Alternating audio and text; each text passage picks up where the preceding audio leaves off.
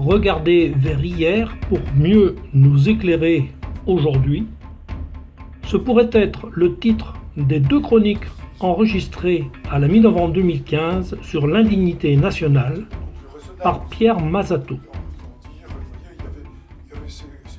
Qu'on ne se méprenne pas sur la démarche, il ne s'agit ici que de balayer l'histoire nationale, régionale ou locale et nous la transmettre au regard des périodes où l'indignité nationale fut considérée comme la solution qui allait répondre aux préoccupations des dirigeants de notre pays.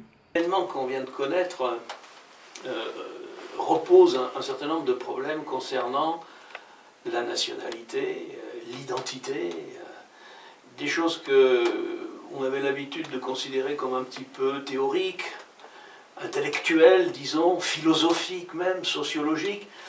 Et là, c'est maintenant des notions qui font presque partie de notre vie quotidienne. Qu'est-ce qu'on doit faire ? Comment se comporter dans les circonstances actuelles ? Alors, est-ce qu'on pourrait imaginer une réflexion, pas seulement sur les faits actuels, bien entendu, mais c'est des notions qui ont été agitées par le passé. Comment on peut essayer de replacer ça dans une espèce, non pas de continuité, mais de redécouverte de ces phénomènes-là. Toujours posé, si on regarde le 19e siècle et le 20e siècle, au moins à un certain moment, de citoyens qui avaient porté des coups à la nation et qui donc n'étaient plus dignes d'être des citoyens à part entière. Alors, ça remonte même hier, parmi les lois qui datent de l'époque de l'Empire, Oui. on en a une sur la mort juridique. C'est-à-dire qu'on peut laisser un individu vivre, ça ne pose pas de problème, il peut manger, il peut dormir, il peut habiter une maison, etc.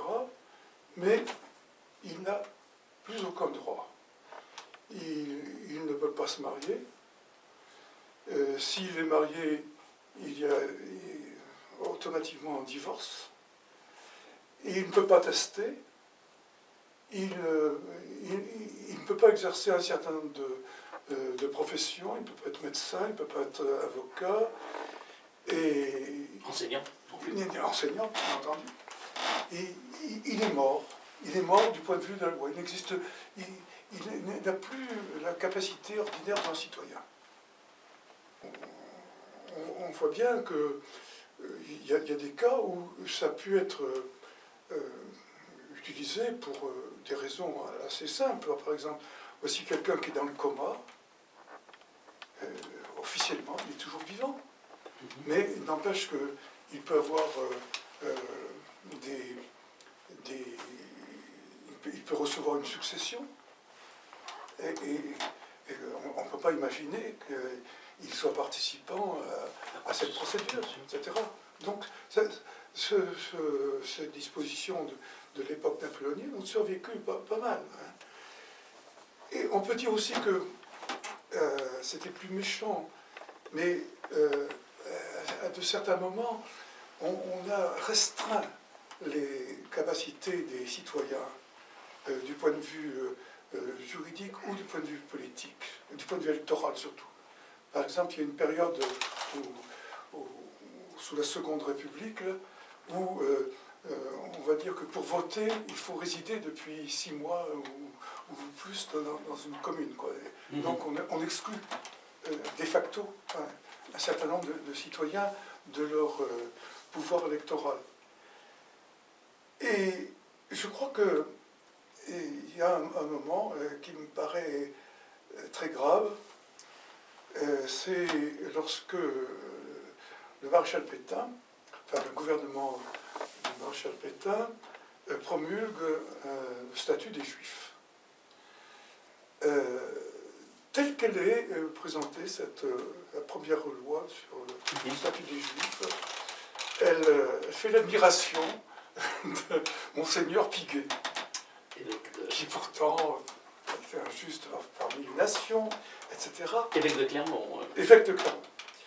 Et comme à l'époque, il n'a pas assez de prêtres collaborateurs pour la Croix d'Auvergne, qui est le journal catholique de l'époque, c'est lui qui fait les éditoriaux. Et il y a un éditorial de Monseigneur Piguet en disant mais le statut des Juifs est juste et il est bon. Et les Juifs ne sont pas atteints dans leur personne, ils peuvent vivre. Les Juifs ne sont pas atteints dans leurs biens, il n'est pas question qu'on fasse un séquestre. Tout ce qu'on leur interdit, c'est d'être médecin, d'être enseignant, d'être avocat. C'est toute une série d'interdictions. Et il y a... On laisse subsister, et on est bienveillant. Enfin, bienveillant. Je veux dire qu'on accepte que les Juifs vivent en France, mais ils ne peuvent pas exercer une responsabilité quelconque. Voilà. C'est l'opinion. Bien sûr, ils ne peuvent pas être élus. Ah, bien entendu, bien entendu. Mais le problème des élections en 1940 ne se posait pas avec beaucoup d'acuité. Mais enfin, effectivement, comme il y a un renouvellement, par exemple, des maires, Oui. Bon nombre de maires israélites sont éliminés. Hein. Voilà. Donc,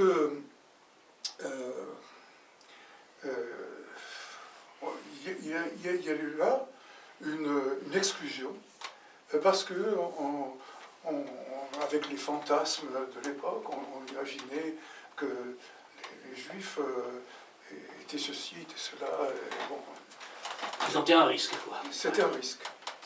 Oui, leurs sentiments nationaux étaient douteux. Voilà. Voilà. Et alors, ça comme tentation. Les juristes de la résistance ont imaginé une procédure qui a été appliquée à la libération. Et c'est celle de l'indignité nationale. Et oui. Donc, on admettait que des gens qui s'étaient compromis, peut-être pas très gravement, mais qui avaient ostensiblement manifesté leur adhésion au maréchal, ou qui s'étaient souciés de l'avancée allemande dans l'Ukraine au début de l'offensive, etc. Tous ces gens étaient tout de même traités avec prudence. Et donc, on a imaginé de les condamner, non pas en cour d'assises, mais dans des chambres civiques.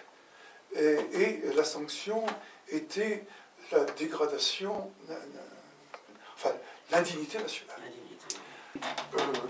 Je suis passé à 1940, mais on aurait pu venir remonter un petit peu le temps. Là. Par exemple, lors de l'entrée en guerre, en 1914, on se trouve en France avec des gens qui sont des citoyens irréprochables, mais tout d'un coup on se rend compte qu'ils ont un nom à consonance germanique. Et on veut vérifier qu'ils sont de bons nationaux. Et alors, ça se trouve accru par le premier épisode de la guerre de 14, lorsque il y a une offensive française dans le sud de l'Alsace, du côté de Mulhouse. Et donc, une partie de l'Alsace, une toute petite partie, qui est libérée. Et là, on se trouve avec des cas précis. Il y a des gens du lieu qui sont devenus membres de conseils municipaux, qui ont eu des responsabilités, etc.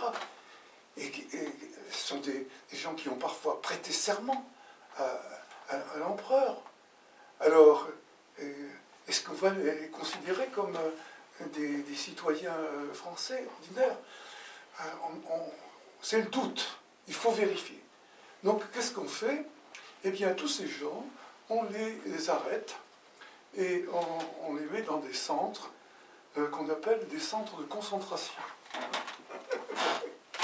le mot commence à apparaître là. Et là, il y a des commissions qui vérifient les sentiments de ces personnes qui, à première vue, sont douteuses. Ça peut être des espions allemands qui se tardent de leur présentation alsacienne, et ça peut être des espions. Alors, on a un exemple régional de ces centres, c'est à Cellule, au nord de Rion, là, un ancien séminaire, enfin il était même encore en activité, où on a enfermé, j'ai retrouvé des registres jusqu'à 1000 personnes considérable.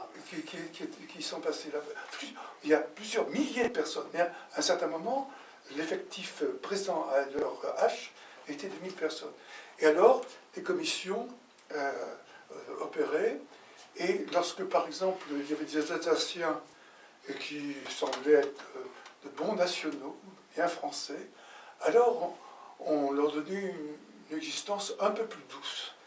On les enfermait à Clermont, dans la caserne de la chasse, rue Fongièvre. Ouais. Et donc, là, ils pouvaient sortir un petit peu dans le quartier, etc. Et ces gens-là sont, après la guerre, retournés contre l'État. Ils ont entamé des procès en disant qu'ils avaient été humiliés, blessés, et ils ont obtenu, pour certains au moins, des réparations. Donc voilà encore un moment où on ne voulait pas détruire automatiquement ces Alsaciens ou toutes les personnes étrangères qui se trouvaient en France en 1914, mais il y avait un doute. Il y avait un doute, et avec ce doute, on ne pouvait pas leur laisser la plénitude de la citoyenneté.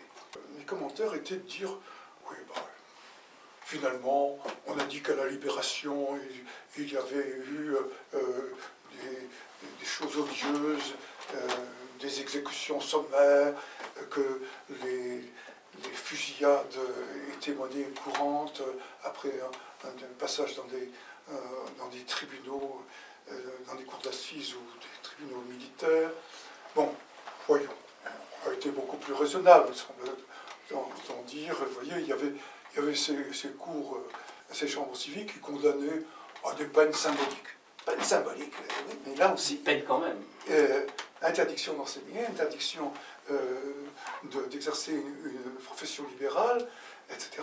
Il y a des familles qui ont été gravement atteintes en raison, non pas d'actes, mais de leur sympathie pour le régime de Vichy, par exemple. Voilà.